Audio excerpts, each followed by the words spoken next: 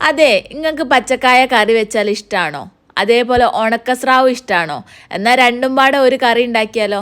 പച്ചക്കായ കുറച്ച് നീളത്തിൽ വെള്ളത്തിലേക്ക് അരിഞ്ഞിട്ട് മാറ്റി വെക്കട്ടെ, നന്നായി കഴുകിയിട്ട് മാറ്റി വെക്കണം.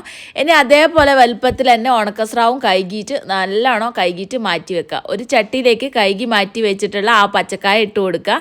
അതേപോലെ തന്നെ നമ്മൾ എടുത്ത് വെച്ചിട്ടുള്ള ഉണക്കമീനും അതിലേക്ക് ഇട്ട് കൊടുക്കുക. 2-3 പച്ചമുളകും ആവശ്യത്തിനുള്ള മുളക് പൊടിയും മഞ്ഞപ്പൊടിയും പിന്നെ കുറച്ച് പുളിയും കൂടി ഇട്ട് കൊടുക്കുക. വേണം പുളി പൊയിഞ്ഞെടുത്താലും കുഴപ്പമൊന്നുമില്ല.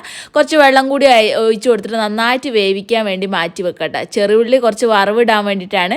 ഇനി അരപ്പിന് കുറച്ച് തേങ്ങയിലേക്ക് 4-5 ചെറിയുള്ളിയും കൂടി ഇട്ട് നന്നായി അരച്ച് മാറ്റി വെക്കുക.